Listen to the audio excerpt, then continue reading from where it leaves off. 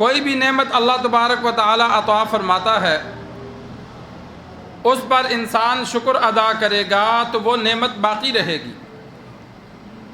اور اس نعمت میں اللہ تبارک و تعالی مزید اضافہ فرمائیں گے۔ تو اسی طرح نیک عمل کرنے کی توفیق اللہ تبارک و تعالی کی جانب سے ہے۔ اگر اللہ تبارک و تعالی توفیق نہ دیتا تو ہم نہ کر سکتے۔ بعض پریشانیاں، بعض مصائب، بعض مجبوریاں ایسی پیدا ہو جاتی ہیں کہ جن کی وجہ سے انسان بے بس ہو جاتا ہے، اس کو وقت نکالنا مشکل ہو جاتا ہے، یا اللہ تبارک و تعالی انسان کے دل کو ہی کالا کر دیتا ہے جس کی وجہ سے وہ نیک اعمال کی طرف آتا ہی نہیں۔ جس طرح بعض مسلمان ہمارے سامنے ہیں کہ وہ روزہ نہیں رکھتے، نمازیں نہیں پڑھتے، بہت کم، الا ماشاء اللہ۔ تو اللہ کی توفیق ہے، اللہ توفیق دے تو انسان نیک عمل کرتا ہے، رب توفیق نہ دے تو انسان نہیں کرتا۔ تو یہ اللہ تبارک و تعالیٰ کا بہت بڑا احسان ہے کہ اللہ تبارک و تعالیٰ نے نیک اعمال کی توفیق دی، تو انسان اللہ تبارک و تعالیٰ کا شکر ادا کرے، چاہے نوافل پڑھے کہ یا اللہ تیرا شکر ہے، 2 رکعت نماز نفل صلاۃ شکر کبھی کبھی پڑھ لیا کرے،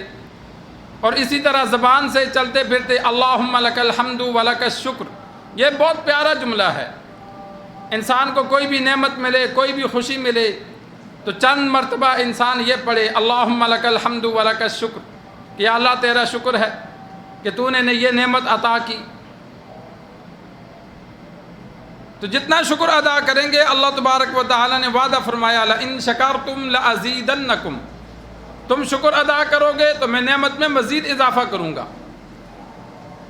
نعمت باقی بھی رہتی ہے، نعمت میں اللہ برکت بھی عطا فرماتا ہے اور نعمت میں اضافہ بھی فرماتا ہے۔ اور اسی طرح دوسرا اس کے ساتھ ساتھ عمل انسان کرے استغفار،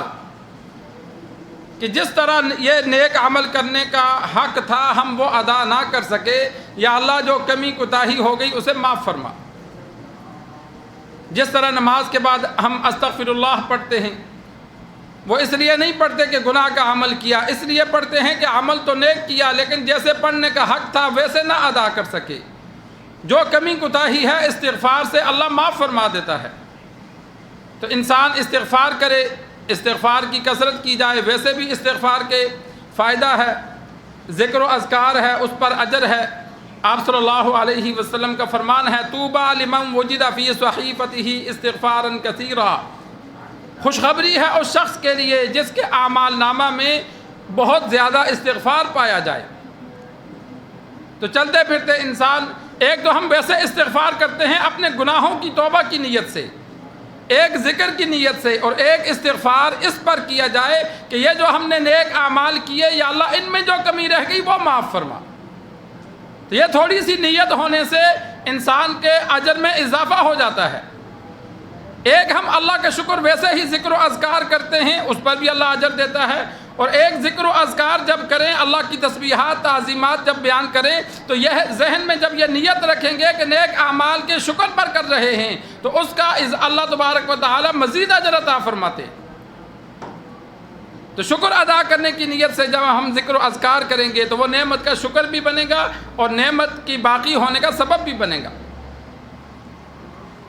اللہ تبارک و تعالی سے دعا ہے اللہ تبارک و تعالی ہم سب کو صحت والی لمبی عمر عطا فرمائے۔ اور اسی طرح رمضان المبارک میں جن احباب کے روزے قضا ہو گئے، سفر کی وجہ سے ہوئے، کسی بیماری کی وجہ سے ہوئے، یا خواتین کے روزے رہ جاتے ہیں ماہانہ بیماری کی وجہ سے، یا بعضوں کی اولاد ہوتی ہے جس کی وجہ سے روزے رہ جاتے ہیں، اور اکثر خواتین کو دیکھا کہ وہ قضا روزہ نہیں رکھتی، یہ بہت غلط بات ہے۔ جس طرح دنیا میں کسی کا حق دینا ہو تو ہمیں فکر ہوتی ہے کہ کوشش کر کے اس کا حق ادا کیا جائے، تو اسی طرح اللہ کے حق کو بھی ادا کرنے کی فکر ہونی چاہیے۔ جس بندے کے روزے رہ گئے کسی عذر کی وجہ سے، سفر میں تھا نہ رکھے، یا بیمار ہو گیا نہ رکھے، اور عید پر فوت ہو گیا، یا عید کے بعد بیمار ہی تھا ٹھیک نہ ہو سکا کہ فوت ہو گیا، تو اس کے جو روزے رہ گئے اسے معافی ہے، اس لیے کہ اس کو قضا کرنے کا موقع نہیں ملا۔ اور جس بندے کو عید کے بعد موقع ملا، بندہ سفر میں تھا، سفر اس کا ختم ہو گیا، گھر آ گیا، چند روزے نہیں رکھے، اور عید کے بعد اس کو اتنے دن مل گئے کہ وہ روزے رکھ سکتا تھا، مثال کے طور پر 3 روزے رہ گئے تھے اور عید کے بعد 3 دن گزر گئے، اس کے بعد مرے گا تو وہ 3 روزے چھوڑنے کا گناہگار ہے، اس لیے کہ اسے قضا کرنے کا موقع مل گیا تھا، وہ قضا کرتا۔ قضا کے لیے وقت مقرر نہیں ہے، جب انسان مرضی کرے،